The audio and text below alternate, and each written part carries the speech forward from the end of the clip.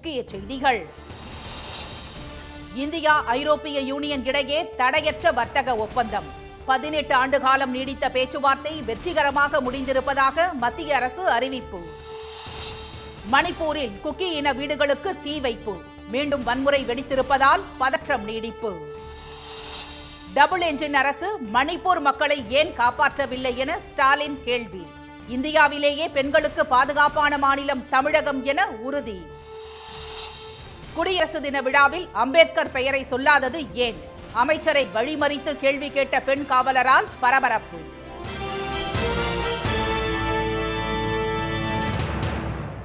வணக்கம்.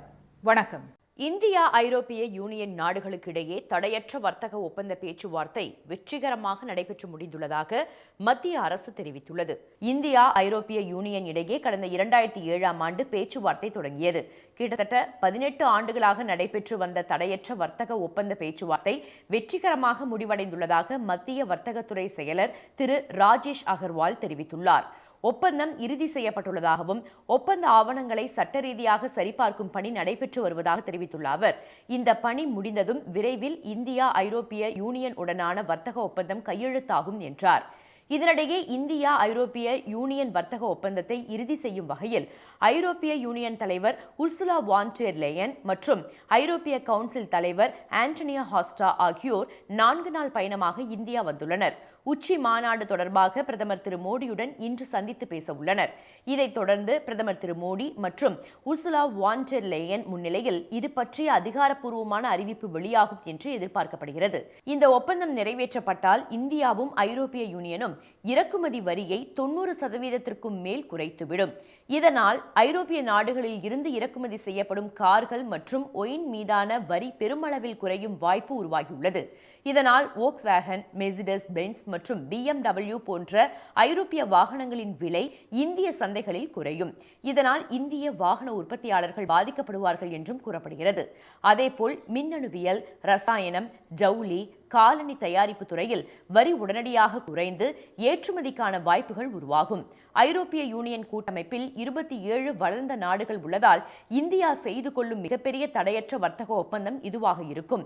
India America உடனான வர்த்தக பேச்சுவார்த்தையில் இழுபறி நீடித்து வரும் நிலையில் அமெரிக்க வரி விதிப்பால் பாதிக்கப்பட்டுள்ள இந்திய ஏற்றுமதியாளர்களுக்கு இது பெரிதும் உதவியாக இருக்கும் என்று எதிர்பார்க்கப்படுகிறது. ஆஸ்திரேலியா, இங்கிலாந்து, ஓமன், நியூசிலாந்து, ஐக்கிய அரபு அமீரகம், மொரிஷியஸ் என இதுவரை நிறைவேற்றப்பட்டுள்ள 7 நாடுகள் உடனான வர்த்தக ஒப்பந்தங்களிலேயே இதுவே மிகப்பெரிய ஒப்பந்தமாக இருக்கும் என்பது குறிப்பிடத்தக்கது. மணிப்பூரில் சட்டவிரோத பயிர்களை சாகுபடி செய்ததாக கூறி குக்கி இன மக்களின் வீடுகள் குடியரசு தினத்தன்று எரிக்கப்பட்ட சம்பவம் அங்கு பதற்றத்தை கூட்டியுள்ளது. அந்த மாநிலத்தில் பாஜக அரசு பதவியேற்ற பிறகு இடஒதுக்கீடு விவகாரத்தில் குக்கி மற்றும் மெய்தி இன மக்களிடையே மோதல் வெடித்ததில் நூற்றுக்கணக்கானோர் கொல்லப்பட்டனர். மணிப்பூர் கலவரத்திற்கு பாஜகவே காரணம் என குற்றம் சாட்டிய எதிர்க்கட்சிகள் அம்மாநில முதலமைச்சர் பீரேன் சிங் பதவி விலக வலியுறுத்தினர்.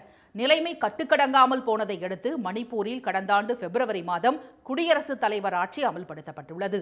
மணிப்பூரில் வன்முறை சற்று தணிந்த போதிலும் அங்கொன்றும் இங்கொன்றுமாக கலவரம் நீடித்ததால் அங்கு பதற்றமான சூழல் நிலவுகிறது.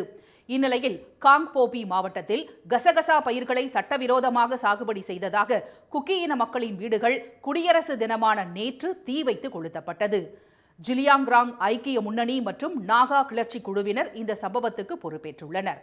சட்டவிரோத சாகுபடியை தவிர்க்குமாறு பலமுறை எச்சரிக்கை விடுத்தும் அதனை குக்கி இன மக்கள் கேட்காததால் சாகுபடி செய்து கிடங்குகள் மற்றும் நிலங்களில் வைக்கப்பட்டிருந்த பயிர்களை சேதப்படுத்தியதாக அந்த அமைப்பு தெரிவித்துள்ளது.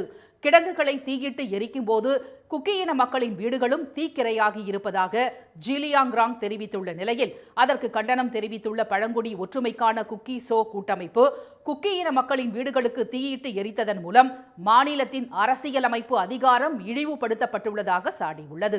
இந்த தீ வைப்பு சம்பவத்தை அடுத்து மணிப்பூரில் பதற்றம் அதிகரித்துள்ளதால் பாதுகாப்பு தீவிரப்படுத்தப்பட்டுள்ளது. டபுள் என்ஜின் அரசு மணிப்பூர் மக்களை ஏன் காப்பாற்றவில்லை என கேள்வி எழுப்பியுள்ள முதலமைச்சர் திரு மு க ஸ்டாலின், எந்த கெட்டப்பில் வந்தாலும் தமிழ்நாட்டில் பாஜகவுக்கு கெட் அவுட் தான் என கூறினார். தஞ்சை அருகே செங்கிட்டிப்பட்டியில் நேற்று நடைபெற்ற வெல்லும் தமிழ் பெண்கள் டெல்டா மண்டல மகளிரணி மாநாட்டில் உரையாற்றிய அவர், சாதி ஆதிக்க ஒழிப்புடன் பெண் விடுதலையும் திராவிட இயக்கத்தின் அடிப்படை நோக்கங்கள் என கூறினார். சாதியால் உயர்வு தாழ்வு இல்லை என்பதற்காகவும் ஆண் உயர்ந்தவன் பெண் தாழ்ந்தவர் என நினைப்பதும் நடத்துவதும் தவறானது என்பதை உணர்த்துவதற்காகவும் உருவாக்கப்பட்டதுதான் திராவிட இயக்கம் என்ற திரு ஸ்டாலின் அந்த இயக்கத்தின் தாய் அமைப்பான நீதி கட்சி ஆட்சியில்தான் பெண்களுக்கு முதன்முதலாக வாக்குரிமை தரப்பட்டது என்று கூறினார். அந்த வழித்தடத்தில் வந்த அண்ணா சுயமரியாதை திருமண சட்டத்தை நிறைவேற்றினார் என்ற அவர் பெண்களுக்கு சொத்தில் சமபங்கு உண்டு என்ற உரிமை கொடுத்தவர் கலைஞர் என்றும் கூறினார். திராவிட மாடல் ஆட்சியில் 1,30,00,000 சகோதரிகளுக்கு உரிமை தொகை வழங்கப்பட்டு வருவதாக சுட்டிக்காட்டிய திரு ஸ்டாலின் பெண் உரிமைக்கான ஆட்சியாக பெண்கள் கேட்காமலேயே அவர்களின் தேவைகளை நிறைவேற்றும் ஆட்சியாகத்தான் திராவிட மாடல் ஆட்சி இயங்கி வருகிறது என்றார். சில நாட்களுக்கு முன்பு தமிழகம் வந்து சென்ற பிரதமர் திரு மோடி இங்கு பெண்களுக்கு பாதுகாப்பில்லை என கூச்சமில்லாமல் பொய்களை அவிழ்த்து விட்டிருப்பதாக சாடிய முதலமைச்சர் இந்திய மாநிலங்களிலேயே பெண்களுக்கு பாதுகாப்பான மாநிலம் தமிழ்நாடுதான் என தலை நிமிர்ந்து சொல்வதாக கூறினார். 2 நாளைக்கு முன்னாடி தமிழ்நாட்டுக்கு வந்த மாண்புமிகு பிரதமர் மோடி அவர்கள் தமிழ்நாட்டில் பெண்களுக்கு பாதுகாப்பு இல்லை என்ற ஒரு அபாண்டமான பொய்யை சொல்லிட்டு போயிருக்காரு. பெண்களான நீங்க சொல்லுங்க, தமிழ்நாட்டில் பெண்களுக்கு பாதுகாப்பு இல்லையா? எப்படி கூச்சம் இல்லாமல் போய் பேசுறார் பாருங்க. ஆயிரக்கணக்கான பெண்கள் கூடியிருக்கக்கூடிய இந்த மாநாட்டு மேடையிலே நின்று கொண்டு நான் தலை நிமிர்ந்து சொல்லுகிறேன், இந்திய மாநிலங்களிலேயே பெண்களுக்கு பாதுகாப்பான மாநிலம் எங்க தமிழ்நாடு தான் அடிச்சு சொல்றேன். இந்தியாவில் பெண்களுக்கான பாதுகாப்பு, ஆரோக்கியம், கல்வி முதலான சமூக காரணிகளில் சிறந்து விளங்கும் நகரங்களின் பட்டியல் அண்மையில் வெளியானதாக தெரிவித்த திரு ஸ்டாலின் 125 நகரங்கள் கொண்ட அந்த பட்டியலில் முதல் 25 நகரங்களில் சென்னை, கோவை, திருச்சி, மதுரை, சேலம், வேலூர், ஈரோடு ஆகிய 7 நகரங்கள் இருப்பது பாஜகவினருக்கு தெரியுமா என்றும் வினவினார். 2023ஆம் ஆண்டு மே மாதம் எரியத் தொடங்கிய மணிப்பூரில் இதுவரை 260 பேர் கொல்லப்பட்டிருப்பதாக தெரிவித்த அவர் இத்தனைக்கும் ஒன்றியத்தை ஆள்வதும் மணிப்பூரை ஆண்டதும் பாஜக தான். ஆனால் அவர்கள் டபுள் என்ஜின் என்று ஓட்டிய டப்பா என்ஜின் மணிப்பூர் மக்களை ஏன் காப்பாற்றவில்லை என கேள்வி எழுப்பினார். 2019 மற்றும் 2021 தேர்தல்களில் தோற்றுப்போன பாஜக அதிமுக கூட்டணி இப்போது புதிய பெயரில் வந்திருப்பதாக கூறிய திரு ஸ்டாலின் இது பிளாக்மெயில் கூட்டணி என்பதை தமிழக மக்கள் அறிவார்கள் என்றார். மாநாட்டில் பேசிய திமுக மகளிரணி செயலாளர் திருமதி கனிமொழி பாஜகவுக்கு பாடம் புகட்ட தமிழக பெண்கள் காத்திருப்பதாக கூறினார். துணை முதலமைச்சர் திரு உதயநிதி மற்றும் அமைச்சர்கள் உள்ளிட்டோர் மாநாட்டில் கலந்து கொண்டனர். மகாராஷ்டிராவில் நடந்த குடியரசு தின விழாவில் டாக்டர் அம்பேத்கரின் பெயரை குறிப்பிடாத பாஜக அமைச்சரிடம் பெண் காவலர் ஒருவர் சரமாரியாக கேள்விகளை எழுப்பிய சம்பவம் பரபரப்பை ஏற்படுத்தியுள்ளது. நாடு முழுவதும் 77வது குடியரசு தின விழா நேற்று கோலாகலமாக கொண்டாடப்பட்டது. டெல்லியில் குடியரசுத் தலைவர் திருமதி திரௌபதி முர்முவும் மாநிலங்கள் மற்றும் யூனியன் பிரதேசங்களில் அந்தந்த ஆளுநர்களும் தேசிய கொடியை ஏற்றி வைத்து மரியாதை செய்தனர். இதில் மாநில அமைச்சர்கள், உயர் அதிகாரிகள் என பல்வேறு தரப்பினரும் கலந்து கொண்டு நாட்டுக்காக பாடுபட்ட தலைவர்களை நினைவு கூர்ந்தனர். இதுபோல மகாராஷ்டிரா மாநிலம் நாசிக்கில் நேற்று நடந்த குடியரசு தின விழாவில் அந்த மாநில பாஜக அரசின் நீர்ப்பாசனத்துறை அமைச்சர் திரு கிரீஷ் மகாஜன் கலந்து கொண்டார். இதில் பேசிய அவர் இந்திய அரசியலமைப்பு சட்டத்தை உருவாக்கி கொடுத்த டாக்டர் அம்பேத்கரின் பெயரை ஒரு இடத்தில் கூட குறிப்பிடவில்லை. இதனால் அதிர்ச்சியடைந்த வனத்துறையைச் சேர்ந்த பெண் காவலர் மாதவி ஜாதவ் நிகழ்ச்சி முடிந்து மேடையிலிருந்து கீழே இறங்கிய அமைச்சரை வழிமறித்தார். அரசியலமைப்பு சட்டத்தை உருவாக்கி கொடுத்த அம்பேத்கரின் பெயரை ஏன் ஒரு இடத்தில் கூட குறிப்பிடவில்லை என்றும் வேண்டுமென்று திட்டமிட்டு அம்பேத்கரின் பெயர் புறக்கணிக்கப்பட்டதா என்றும் சரமாரியாக கேள்வி எழுப்பினார். இதனால் கோபமடைந்த பாஜக அமைச்சர் திரு கிரீஷ் மகாஜன் எந்த பதிலும் அளிக்காமல் அங்கிருந்து புறப்பட்டு சென்றார். தமது பேச்சால் பணியிடை நீக்கம் செய்யப்பட்டாலும் கவலைப்பட மாட்டேன் என்று அந்த பெண் காவலர் கூறினார். இதை பார்த்த காவல்துறையினர் கேள்வி எழுப்பிய பெண் காவலர் மாதவி ஜாதவை விசாரணைக்கு அழைத்துச் சென்றனர். இந்த வீடியோ சமூக வலைதளங்களில் வைரலாகி சர்ச்சையானது. அம்பேத்கரின் பெயரை குறிப்பிடாத அமைச்சர் பொதுவெளியில் பகிரங்கமாக மன்னிப்பு கேட்க வேண்டும் என்று எதிர்க்கட்சிகள் வலியுறுத்தின. இதையடுத்து செய்தியாளர்களை சந்தித்த பாஜக அமைச்சர் திரு கிரீஷ் மகாஜன் அம்பேத்கரின் பெயர் திட்டமிட்டு புறக்கணிக்கப்படவில்லை என்றும் தவறுக்காக வருத்தம் தெரிவிப்பதாகவும் கூறினார். மகாராஷ்டிரா மாநில பாஜக அமைச்சரின் அம்பேத்கர் பெயர் புறக்கணிப்பு செயலுக்கு கண்டனம் தெரிவித்த காங்கிரஸ் பொதுச் செயலாளர் திருமதி பிரியங்கா காந்தி அரசியலமைப்பு சட்டத்தை மாற்ற துடிக்கும் பாஜகவுக்கு அம்பேத்கரை எப்படி நினைவு கூற முடியும் என்று கேள்வி எழுப்பினார். வாரத்திற்கு 5 நாட்கள் மட்டுமே வேலை நாட்களாக உடனடியாக அமல்படுத்த கோரி நாடு முழுவதும் வங்கி ஊழியர்கள் இன்று ஒரு நாள் அடையாள வேலை நிறுத்தத்தில் ஈடுபட உள்ளதால் வங்கி சேவைகள் பாதிக்கும் நிலை ஏற்பட்டுள்ளது. தற்போது வங்கிகள் ஒவ்வொரு மாதத்திலும் முதல் 3வது மற்றும் 5வது சனிக்கிழமைகளில் வேலை நாட்களாக இயங்குகின்றன. இதை மாற்றி அனைத்து சனிக்கிழமை மற்றும் ஞாயிற்றுக்கிழமைகளை விடுமுறை தினமாக அறிவிக்க கோரி வங்கி ஊழியர்கள் தொழிற்சங்கங்கள் வலியுறுத்தி வந்தன. இது தொடர்பாக கடந்த 2024 மார்ச் மாதம் 12வது இருதரப்பு ஒப்பந்தத்தை இந்திய வங்கிகள் சங்கம் ஏற்றுக்கொண்டது. தற்போது இது மத்திய அரசின் உத்தரவுக்காக காத்திருக்கிறது. இந்நிலையில் 2 ஆண்டாகியும் வாரத்திற்கு 5 நாள் வேலை நாட்களாக அமல்படுத்தப்படாததை கண்டித்து ஐக்கிய வங்கி ஊழியர் சங்கங்களின் கூட்டமைப்பு இன்று நாடு முழுவதும் வேலை நிறுத்தத்திற்கு அழைப்பு விடுத்துள்ளது. இது தொடர்பாக ஏற்கனவே நடந்த பேச்சுவார்த்தைகள் தோல்வியடைந்ததை தொடர்ந்து இன்று ஒரு நாள் அடையாள வேலை நிறுத்தம் நடைபெற உள்ளது. இதன் காரணமாக நாடு முழுவதும் உள்ள பொதுத்துறை வங்கிகளின் வங்கி சேவைகள் பாதிக்கப்படும். ஏற்கனவே 2 நாள் விடுமுறைக்கு பிறகு இன்று வங்கிகள் திறக்கப்பட வேண்டிய நிலையில் இந்த வேலை நிறுத்தம் பொதுமக்களுக்கு பெரும் சிரமங்களை ஏற்படுத்தும். அதே சமயம் வேலை நிறுத்தத்தில் ஈடுபடும் தொழிற்சங்கங்களில் HDFC, ICICI மற்றும் ஆக்சிஸ் போன்ற தனியார் வங்கி ஊழியர்கள் அங்கம் வகிக்காததால் அவற்றின் செயல்பாடுகள் பாதிக்கப்படாது. UBI மற்றும் இணைய வங்கி சேவை உட்பட டிஜிட்டல் வங்கி சேவைகள் தொடர்ந்து செயல்படும். சிதம்பரம் அருகே பரங்கிப்பேட்டையில் விரைவு ரயில்கள் நின்று செல்ல வலியுறுத்தி நடைபெற்ற பேச்சுவார்த்தையில் ரயில்வே பாதுகாப்பு படை அதிகாரியுடன் பொதுமக்கள் வாக்குவாதம் செய்ததால் பரபரப்பு நிலவியது. பரங்கிப்பேட்டை ரயில் நிலையத்தில் செந்தூர் மற்றும் பாம்பன் எக்ஸ்பிரஸ் ரயில்கள் நின்று செல்ல வேண்டும், ரயில் நிலையத்தின் தரத்தை உயர்த்த வேண்டும் என்பது அப்பகுதி மக்களின் நீண்டகால கோரிக்கை.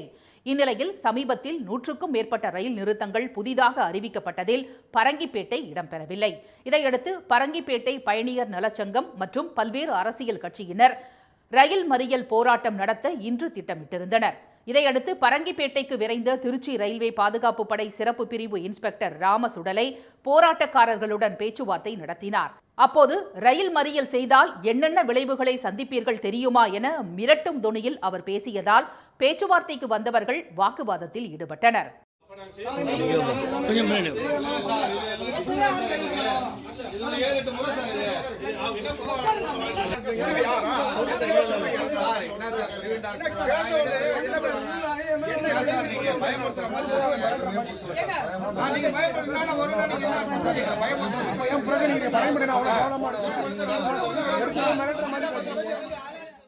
தொடர்ந்து நடைபெற்ற பேச்சுவார்த்தையில் இன்று நடைபெற இருந்த ரயில் மறியல் போராட்டம் தற்காலிகமாக ஒத்திவைப்பது என முடிவெடுக்கப்பட்டது. வரும் 4ஆம் தேதி சிதம்பரத்தில் ரயில்வே அதிகாரிகளை கொண்டு அமைதி பேச்சுவார்த்தை கூட்டம் நடத்தப்படும் எனவும் அந்த கூட்டத்திற்கு பிறகு அடுத்த கட்ட நடவடிக்கையை எடுக்கப் போவதாகவும் பயணியர் நலச்சங்கத்தினர் தெரிவித்துள்ளனர்.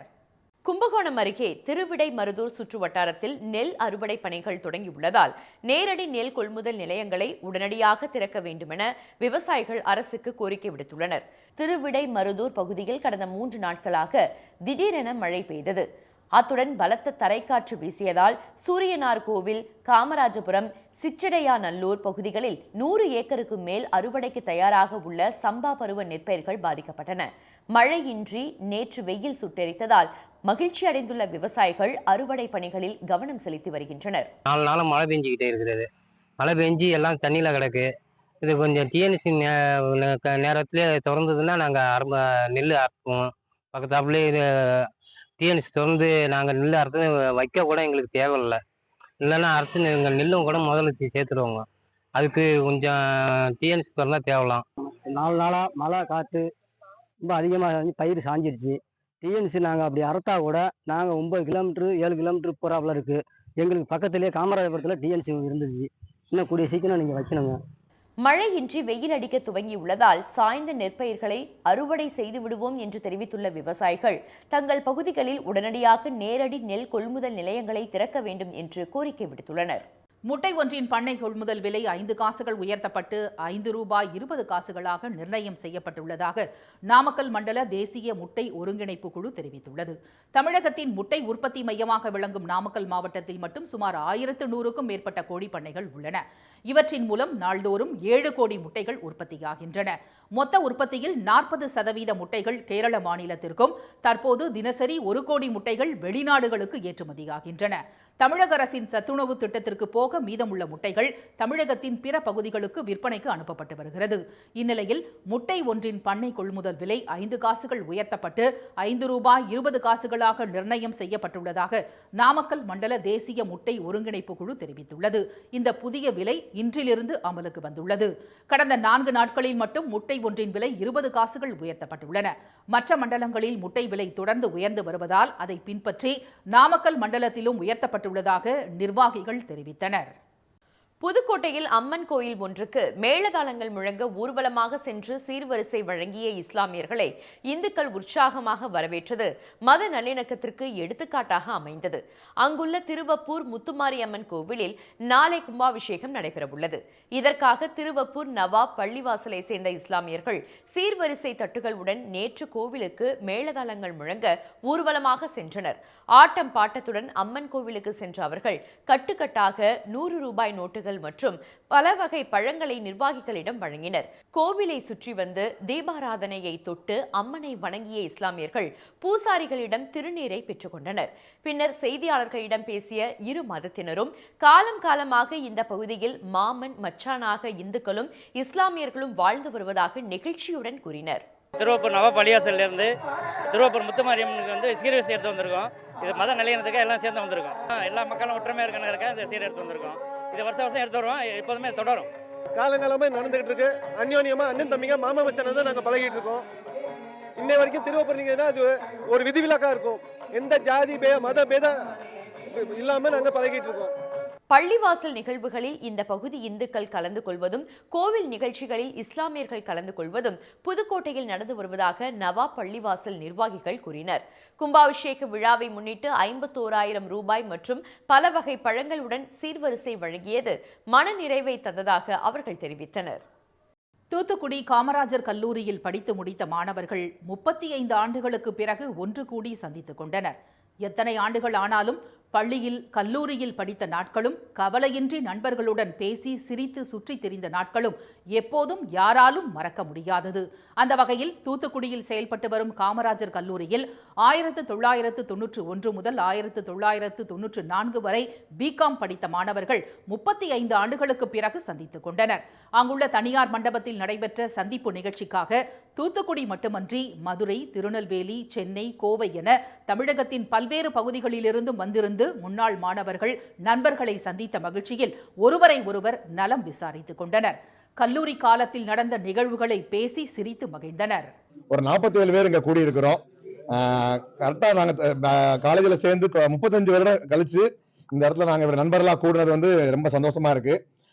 இப்ப நாங்க வந்து இந்த இடத்துல வந்து எங்களுடைய பழைய மலரும் நினைவுகள், எங்களுடைய சந்தோஷங்கள் எல்லாத்தையும் நாங்க பகிர்ந்து பேசிக்கிட்டு இருக்கோம்.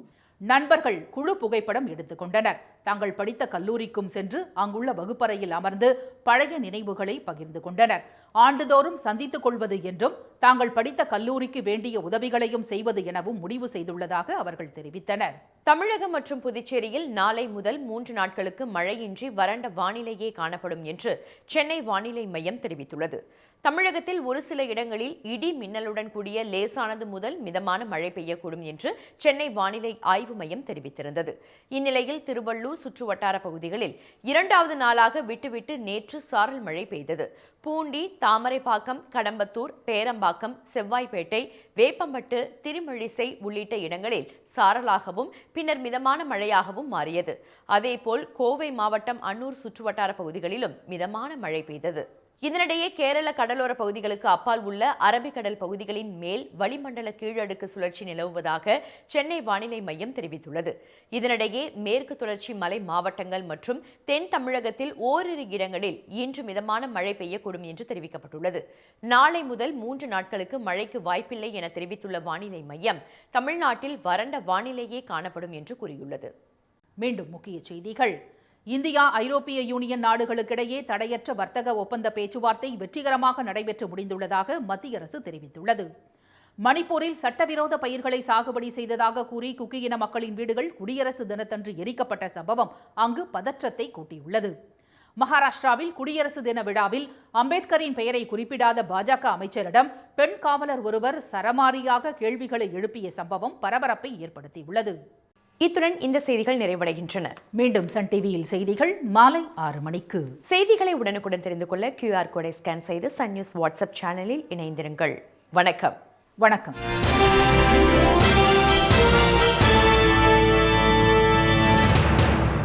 உடனுக்குடன் செய்திகளை தெரிந்து கொள்ள சன் நியூஸ் பெல் ஐகானை கிளிக் பண்ணுங்க.